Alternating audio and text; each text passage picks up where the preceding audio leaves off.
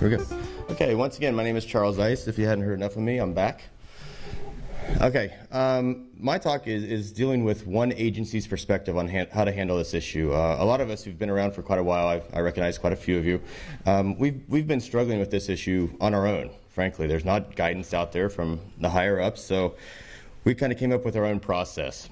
I'm going to try to run through it relatively quickly. I do have 3 case examples. I want to make sure we get to Dave and hopefully get back to Mike. So I think he has a lot of interesting information. So my outline is I'm going to go through the methodology for providing notification of residual contamination to other agencies, being usually my 22 municipalities within my county.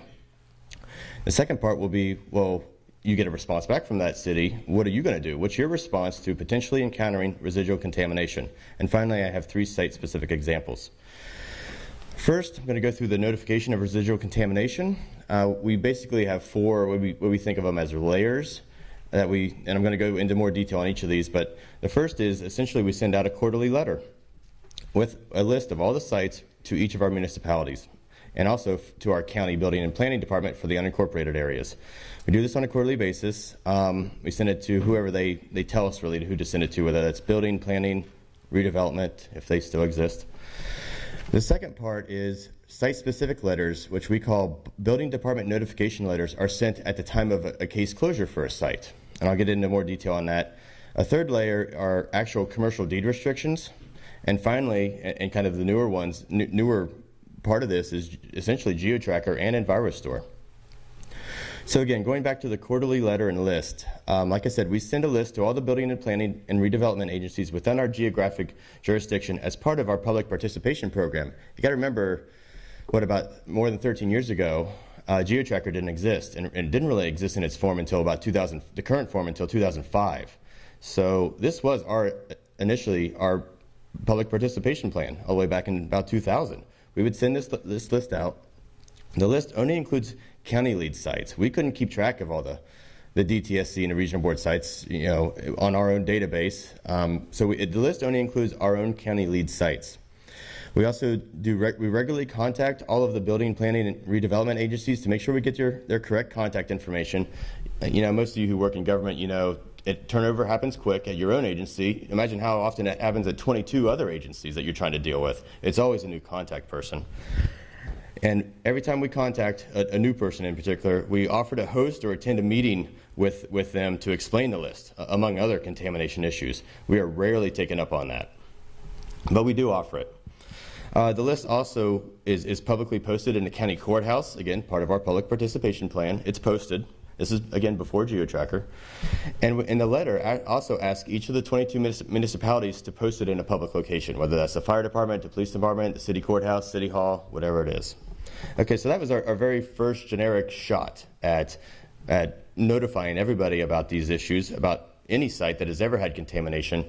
It didn't really differentiate between sites that had residual contamination or not, although I think the assumption is every site has residual contamination. The next step we do is site-specific. At the time of closure, we send a letter for sites that have residual contamination that's going to be left in place at concentrations above either generic or site-specific screening levels. So there's a distinction here between residual contamination that's potentially still a threat and residual contamination that's not considered a threat. So we only send these letters out to sites that potentially have a future threat should conditions change, because we always close sites based on current known conditions. It identifies all impacted properties, but also mentions a potential concern for properties in the vicinity, particularly regarding groundwater extraction. All of us geologists out there know, if you send a notification letter out for a site, and maybe the planner or builder gets it, he puts it in his database just for that property. Are they going to notice that when the adjacent property puts in dewatering wells for subsurface parking garage, that, hey, I might start pulling some of that contamination from that other property? Do they really look in the vicinity? I think that's still a major issue out there. Let's see. Like I mentioned, at the current location, which is typically based on the depth, it's not a threat, so that's why we closed it, frankly. But should it be encountered and potentially moved, then it could be. This kind of information, I think, it can be entered, but I don't believe the public can see it in GeoTracker under the closure NFA letter activity. So mostly regulators will know about this when you go to actually close a site and the activity is closure letter or NFA letter. It actually asks you what are some site management requirements. And in there, we usually select for these types of sites, notify prior to development and notify prior to subsurface work, and also no excavation without approval. However, the public can't see this, as far as I can tell. When I go on the public side of each of these sites that I've already selected these things, there's no way for them to access this. The third is a lot more restrictive. Now what we're talking about are deed restrictions. These are voluntarily done by the property owner, who may or may not actually be the responsible party, to get closure, usually quicker and with less remediation, under a commercial rather than a residential land use scenario. I think we all know the differences between exposure durations under residential versus commercial, and so therefore you could get different cleanup goals. We offer this all the time. We're asked about it a lot, and we say, sure, we'll do it. But at that time, we also ask them to, usually the consultant, to price it out, if you will. What would it take to do a little bit more, potentially, to get it all the way to residential without having this commercial deed restriction? And most of the time, it's not that much more for them to do it, and we try to advise the RP to go ahead and just clean it all the way up to residential. But we do have a few of these. The deed restriction we use is modeled, plagiarized, from the DTSC, essentially, from the version I saw back in 2006. Anytime you copy something from another agency, please be sure to check any citations to make sure they have some relevance to you, as opposed to just dealing with a state agency. So you might have to change. I had to change it a little bit. The language is 100% negotiable, but must have key elements, which I'm going to describe on the next slide. It is co-signed by the agency, usually my director, not me, and the property owner, and recorded with the assessor by the responsible party. Again, the property owner doesn't necessarily have to be the responsible party, but frankly, a lot of property owners are fed up. They want to have their property and be able to do whatever they want with it from a commercial perspective, and just have all of us get out of his hair. And so this may occur. The commercial deed restriction breaks down like this. It starts with a statement of facts, which is simply a description of the site and the contamination, the health effects, the surrounding land use, and any findings. The finding is generally that the county finds that there's a need for a commercial deed restriction due to the concentrations of contaminants that are left at the site. Usually the statement of facts is the most negotiated part of the whole deed restriction, which is quite ironic, I believe. Lawyers don't like you saying a lot of things about what's left on their property. General provisions, again, it's to run with the land. It's binding upon both owners and occupants. That's a very important distinction. While you usually are signing the document with somebody who's an owner, it's really then the owner's obligation to make sure they inform all of their occupants and to monitor, frankly, all of their occupants to make sure they don't do something they're not supposed to do. It's incorporated into deeds and leases. There's conveyance of the property, so should this be sold to somebody else, this deed restriction runs along with it. And the cost of administering the covenant is paid by the owner. There's some definitions. Again, what's an agency? Who's the responsible party? That's very basic. Then you get into the actual restrictions and requirements. It's very basic for this commercial style deed restriction. Essentially no residences, schools, daycares, hospitals, hospices, or similar activities. There's no drilling or groundwater extraction except construction dewatering with appropriate notification. No disturbing the soil without approval, and access for the department and for enforcement activities is granted through this deed restriction. So you're allowed onto the property using this rather than having to get maybe a warrant or something like that. The most important part about the deed restriction is this very last part. The variance, the termination, and the term. There are clauses here that say this isn't set in stone forever. What this says is you might put this in place and then 10 years later somebody wants to actually redevelop it. There has to be a mechanism for this to actually get taken off or changed. The variance could be, originally the deed restriction was for the entire property.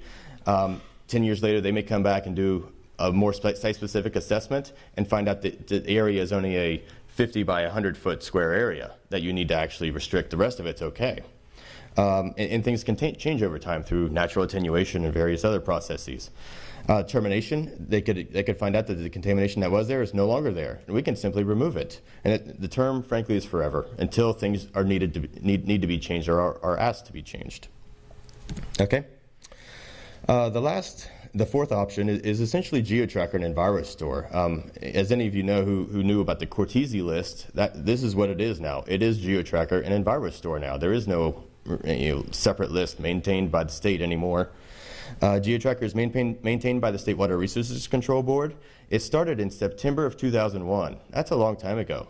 However, at that time, it only required analytical data, depth of water measurements, and latitude, longitude, and elevation of permanent sampling points for lust sites only to be submitted by the responsible party. Okay, that's a very limited data set, limited number of sites. It wasn't until, July 2005 that all regulator requested reports had to be uploaded by the responsible party, as well as boring logs, maps of sampling points for all types of sites be submitted by the responsible party. So we've extended the universe of sites from beyond lust to include site cleanup programs, I believe landfills, DOD, all those kind of sites are included now, which is much better. But GeoTracker in its current form didn't really exist until 2005. How many sites were closed prior to 2005 that really don't have a lot of good information on them in GeoTracker? Remember to remind your fun people about that.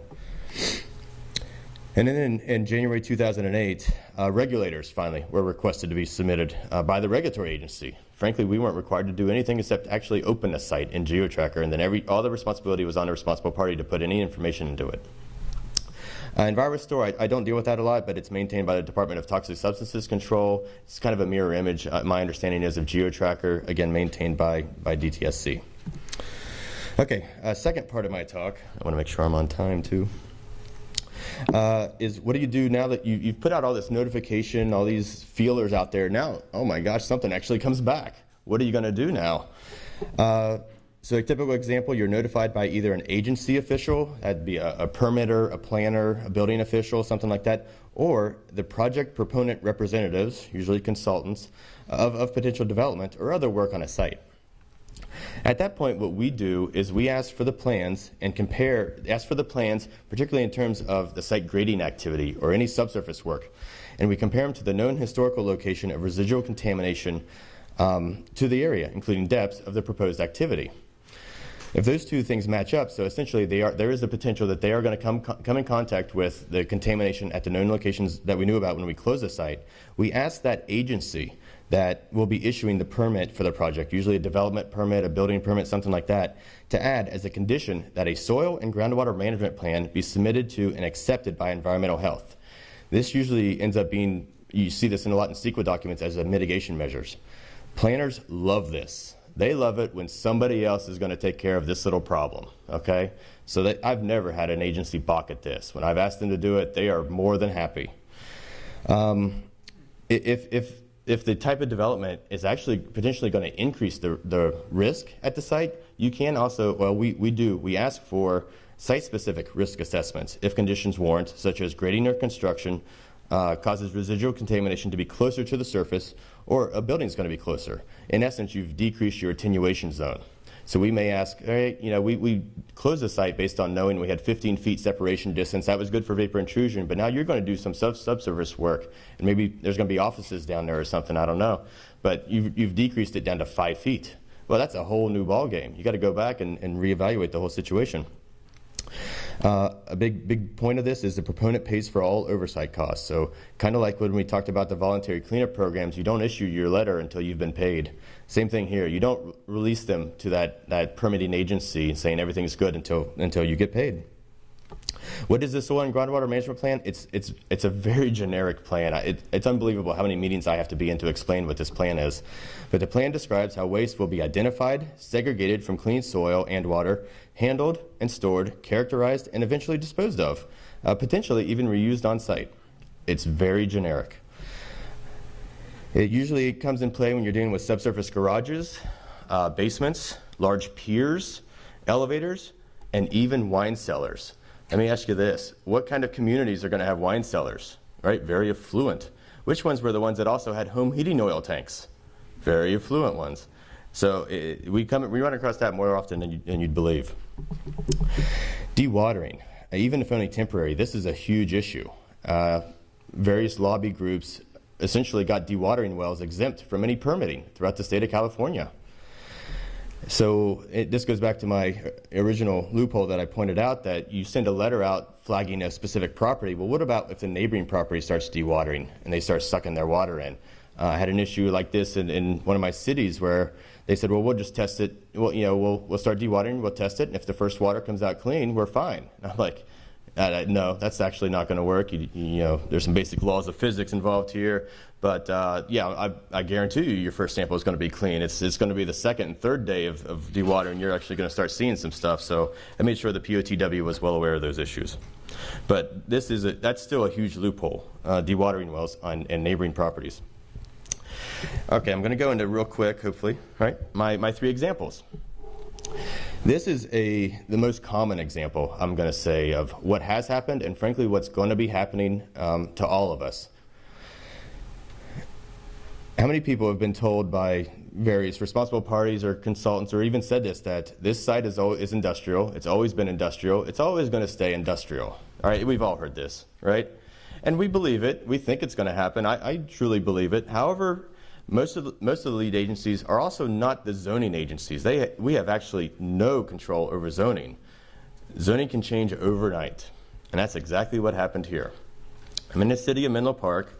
This was actually my site years ago. It was formerly a construction equipment repair yard. It was literally a guy who was well known in the area for fixing up Caterpillar equipment. It's a very large construction equipment. He had lots of surface spills, particularly around his storage sheds. So when he got evicted, we went in and made sure he cleaned it up. The property owner was fine with doing a commercial deed restriction. So we excavated the diesel contamination to commercial ESLs, obtained a deed restriction, and closed the case. Everything was fine.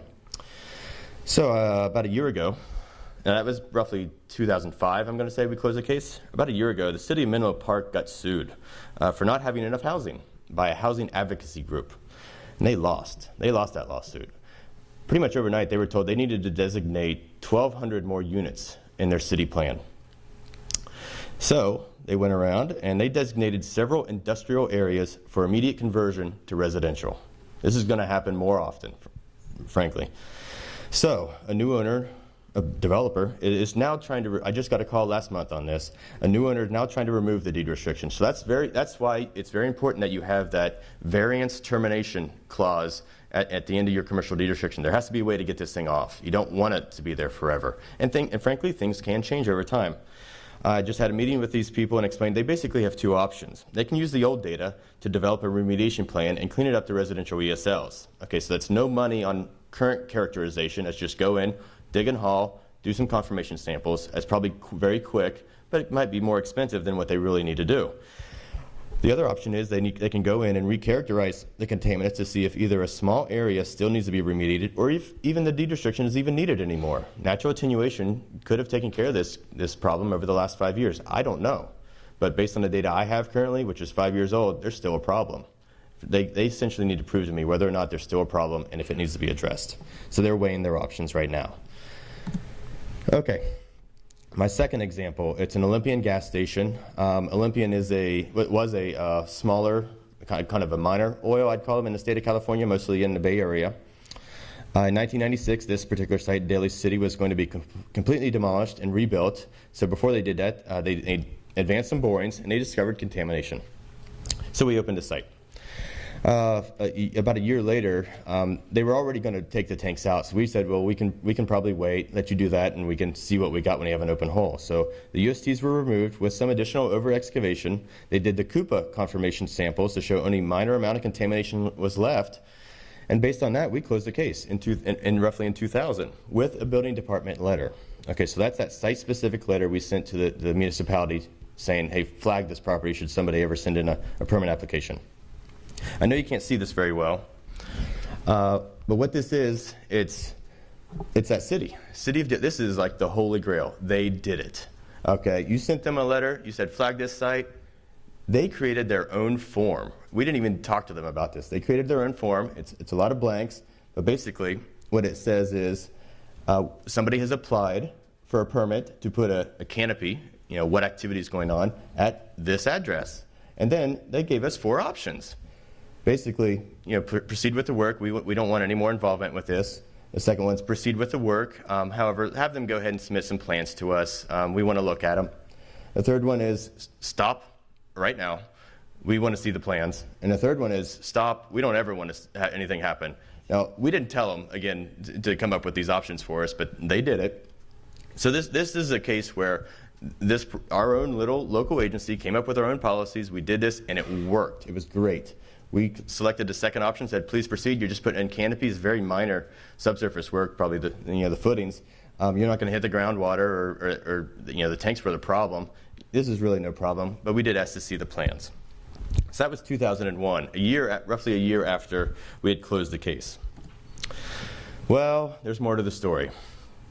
Real quick, Menlo, which is another small company out of Auburn, I believe, is going to purchase Olympian in 2002. So prior to the purchase, Olympian voluntarily does investigations on all of their facilities. There's roughly 20 of them in the Bay Area that I knew of, to see if there's any contamination found, and if there is, then get them into the fund.